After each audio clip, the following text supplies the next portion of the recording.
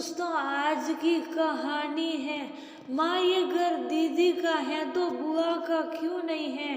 दोस्तों, कहानी शुरू करने से पहले अगर आपने हमारे चैनल को अभी तक सब्सक्राइब नहीं किया हो तो कर लीजिए ताकि आपके पास पहुंच सके हर नया वीडियो। नई नवेली दुल्हन मानसी शादी के 2 हफ्ते बाद अपने मायके रहने आई। वो मायका जहाँ उसने जिंदगी के 25 साल बिताए, वो मायका जहाँ उसका बचपन बसता है। मानसी कुछ पल को रुक कर भरी आंखों से पूरा घर देखने लगी। सच में बेटी के लिए कितना मुश्किल होता है अपना मायका छोड़ना, क्योंकि कितनी ही खूबसूरत यादें जुड़ी होती हैं उस घर से, पर संसार की रीत उसे वहाँ से ससुराल जाने को और वहीं का हो जाने को मजबूर करती हैं। जैसे एक पौधे को उखाड़ कर दूसरी जगह लगा दिया जाता है, ठीक वैसे। क्या देख रही है बेटा, ये तेरा ही घर है। सल अंदर पिता संजय जी ने उसे यूं खड़ा देख कहा, पापा अपना घर है, फिर भी 15 दिन बाद देख रही हूँ इसे। नम आँखों से मानसी बोली, सल पगली, अंदर तेरी माँ ने तेरे लिए जाने क्या क्या तैयारी की है। उसके चेहरे पर प्यार भरी शब्द लगाते संजय जी बोले, हालांकि उनकी आंखें भी भीग गई थी। बेटी की बात सुन मानसी भागकर माँ रीता जी के पास आई और ऐसे गले लग गई मानो बरसों की बिछड़ी है। इतने में भाई तुषार डिग्गी से सामान ले अंदर आया। अब भरत मिलाप खत्म हुआ हो तो ये अपना सूटकेस पकड़ दी, पता नहीं क्या भर कर लाई है इसमें। तुषार उसे छेड़ते हुए बोला। जवाब में मानसी ने उसे जीभ दिखा दी। हंसी खुशी और बातों के बीच रीता जी ने बेटी के पसंद के नाश्ते से मेज भर दी, मानो 15 दिन की कसर पूरी करना चाह रही हो। तभी तुषार और मानसी की बुआ सीमा ने घर में प्रवेश किया, जिसे देख रीता जी के माथे पर त्योहारियां पड़ गई। जिसे देख संजय ने भी बहन का ठंडा स्वागत किया और बहन को भी नाश्ते के लिए बुला लिया। रीता जी ने उन्हें नाश्ता परोसा और बेटी को खिलाने लगी। खा ले मोटी, 2 दिन की चांदनी है, फिर तो पराई ही हो जाएगी तू, तब तो घर पर बस मेरा राज होगा। तुषार बुआ की तरफ देखते हुए कुछ सोच बहन से बोला, मम्मा देखो ना इसे कैसे छेड़े जा रहा है। मैं जब से आई हूँ तब से। मानसी रुआसी हो बोली, क्यों पराई होगी, ये घर इसका भी उतना ही रहेगा जितना तेरा। समझा तू, वैसे भी बेटियां तो माँ बाप के जिगर का टुकड़ा होती है और भाई की जान।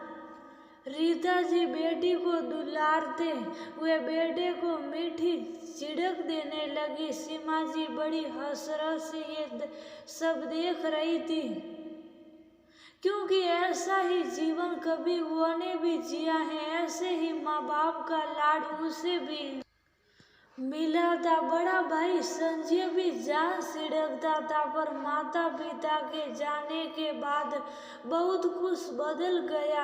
अमीर घर से ताल्लुक रखने वाली रीता को मध्यम वर्गीय परिवार से ब्याही ननद पहले ही पसंद नहीं थी, पर सास ससुर के न रहने पर वो उन्हें नजरअंदाज करने लगी। सीमा जी सब समझती थी, पर फिर भी भाई और बच्चों के मुंह में खिसी आती थी मायके, क्योंकि बच्चे भी बुआ को पसंद करते थे, बस माँ को समझा नहीं पा रहे थे।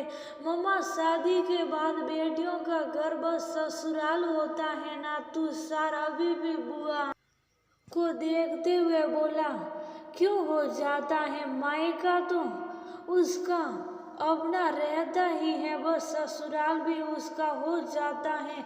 और तू ये क्या अपना पराया लेकर बैठा है? तेरी तो जान है मानसी, जब से वह गई है कितना उदास हो गया था तू भी फिर अब ऐसी बातें क्यों? रीता जी हैरानी से बोली, मम्मा अगर आप शादी है दी मेरी जान हमेशा रहे और ये घर इसका भी रहे तो आप कभी मेरी शादी मत करना, वरना बुआ की तरह इसे भी कभी कोई नहीं कहेगा ये घर तेरा भी है। अचानक तुषार बोला। ये बोलते हुए उसका गला भरार गया था। तुषार की बात सुनते ही रीता जी, संजय जी और सीमा जी तीनों हैरानी से तुषार को देखने लगी। कितनी बड़ी बात बोल गया वह। यूं ही बात बात में जिसे आज तक कोई नहीं समझा था। ये क्या कह रहा है बेटा तू? मैं तो कब से अपने भतीजे के सिर पर सेहरा देखने की आस लगाए बैठी हूँ, और ये कहना जरूरी थोड़ी कि ये घर मेरा भी है। मुझे तुम सबसे प्यार मिलता है, ये घर अपना लगता है, तभी तो मैं यहाँ खींची आती हूँ। सीमा जी भी नम आंखों से भतीजे के सिर पर हाथ फेरती बोली, देखा है बुआ, हमने जब से होश संभाला तब से आपको इस घर में नजरअंदाज होते हुए देखा। पापा भी कुछ नहीं बोल पाते, कल को मैं भी नहीं बोल पाया तो मैं नहीं चाहता मेरी दी कभी यहाँ नजरअंदाज की जाए। तुषार बुआ के गले लगते हुए बोला, नहीं बेटा, ये घर जितना मानसी का है उतना ही सीमा का भी है। ये बात आज तूने मुझे बहुत अच्छे से समझा दी। सीमा, मैं तुमसे माफ़ी मांगती हूँ अब तक के व्यवहार के लिए। आज बेटी पर बात आई तब मुझे समझ आया मैं कितनी गलत थी। रीता जी अचानक अपनी जगह से उठकर सीमा के पास आ बोली। सब हैरान थे रीता जी के इस व्यवहार से, पर साथ ही खुश भी। नहीं भाभी, आप माफ़ी मत मांगिए, आप तो मुझसे बड़ी है, मेरी माँ की जगह है। सीमा भाभी का हाथ पकड़ते हुए बोली तो रीता जी ने उन्हें गले लगा लिया। सीमा जी की आंखों से आंसुओं की धार निकल पड़ी, क्योंकि माँ के बाद आज पहली बार उन्हें मायके का एहसास मिला था। संजय जी भी अपना चश्मा उतार आंखें पोंछने लगे, फिर खड़े होकर उन्होंने बहन और बेटे को गले लगा लिया। अरे दी की विदाई आज नहीं, 2 दिन बाद। अचानक तुषार सिला पड़ा, उसका मतलब समझते ही सभी हंस पड़े। फिर से नाश्ते की मेज पर हंसी खुशी का माहौल था। इस बार रीता जी बेटी के साथ साथ ननन को भी बड़े प्यार से नाश्ता खिला रही थी, और सीमा जी भी भाई के ठीक बराबर में बैठी खुद को पुरानी वाली सीमा समझ रही थी। संजय जी बार बार बहन के सिर पर हाथ फेर रहे थे, तभी तुषार अपने फोन से सबकी फोटो खींचने उठ गया, क्योंकि ऐसे खूबसूरत पल को सहेजना तो बनता ही था।